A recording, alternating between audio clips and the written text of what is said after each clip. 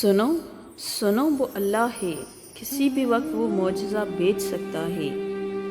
مایوس تو وہ ہوتے ہیں جن کو رب پر یقین نہیں ہوتا، مایوس تو وہ ہوتے ہیں جن کا ایمان کمزور ہوتا ہے، مایوس تو وہ ہوتے ہیں جو ڈر جاتے ہیں دنیا سے۔ سنو، تم ایسے لوگوں میں شامل نہ ہونا، ہمیشہ اس بات کو یاد رکھنا، تمہاری مصیبتوں سے تمہارا رب بہت بڑا ہے، وہ کن کہے گا اور تمہارے تمام مسائل پلک جھپکتے ہی حل ہو جائیں گے۔ امید کبھی نہ چھوڑیں، کل وہ دن ہو سکتا ہے جس کا آپ انتظار کر رہے تھے۔ وہ جانتا ہے تمہیں درد سے کرہاتے ہو، وہ سمجھتا ہے تمہاری بے زبانی، وہ محسوس کرتا ہے تمہارا لڑکھڑانا، وہ بانپ لیتا ہے تمہارا ارادہ، وہ قبول کرتا ہے تمہاری صداؤں کو، وہ معاف کرتا ہے تمہاری لرزشوں کو۔ وہ محتاج نہیں ہے کسی کا، کیونکہ وہ حاکم الحاکمین ہے۔ زندگی کے کسی نہ کسی موڑ پر تمہیں کسی نہ کسی کو کھونا ہے، اور آخر کار تمہیں اللہ ہی کی رضا میں راضی ہونا ہے۔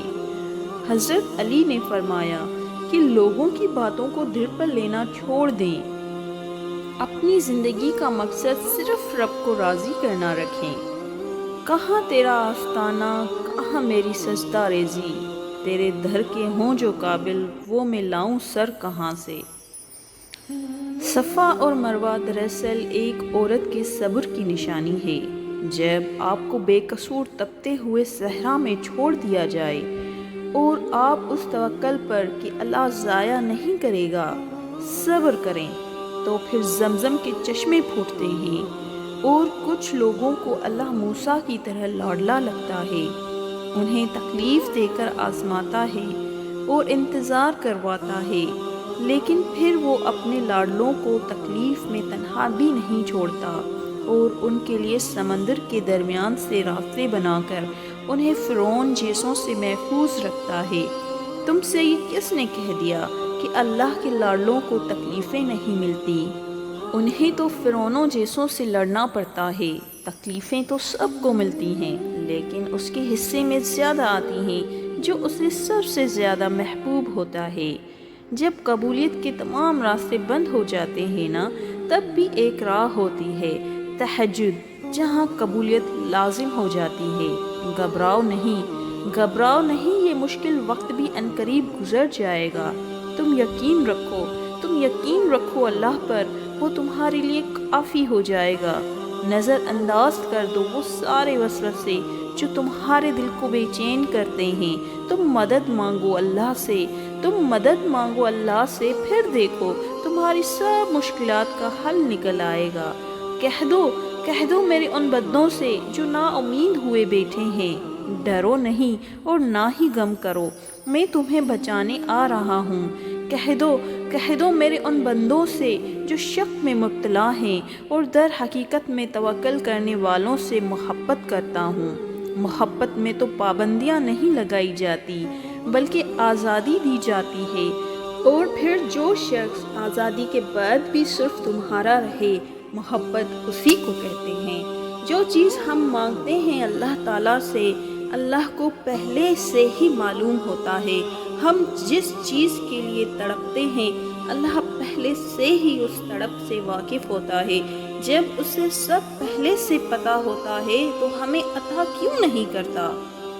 کیونکہ اس کے لیے ہی تو اللہ نے دعا بنائی، اور دعا مانگنے کے لیے ہمیں بنایا، تاکہ ہم اس سے مانگیں، اس سے بات کریں، اس سے بلاتے رہیں، اس سے دور نہ ہو جائیں، اس کے قریب رہیں، تاکہ وہ ہمارے قریب ہو جائے۔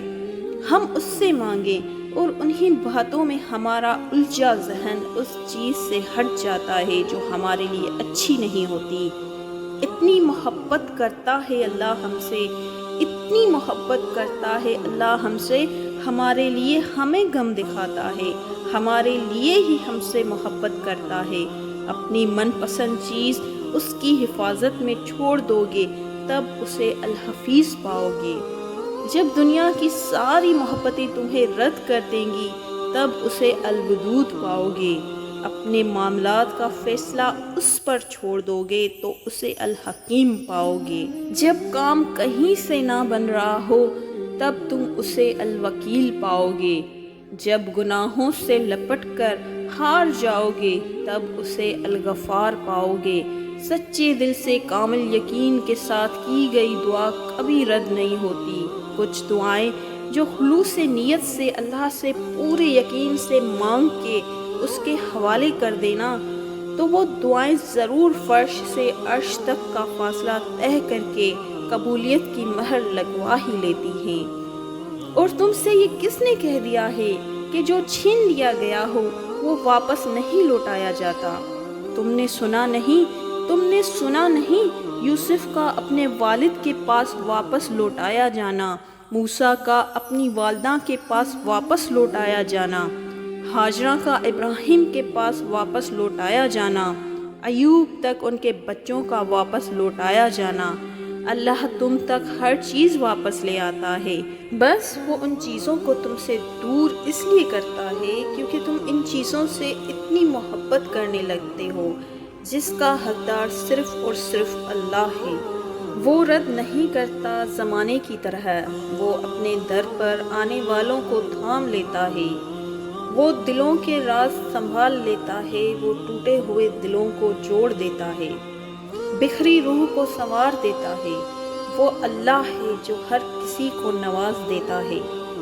اللہ آپ کو بتاتا ہے کہ کیسے اس پر یقین رکھ کر تم اپنے لیے وہ معجزہ پا سکتے ہو جس سے تمہاری عقل حیران رہ جائے گی، تمہارے صبر کا تمہیں پھل مل جائے گا اور تم الحمدللہ کہتے ہوئے سجدہ ریز ہو جاؤ گے۔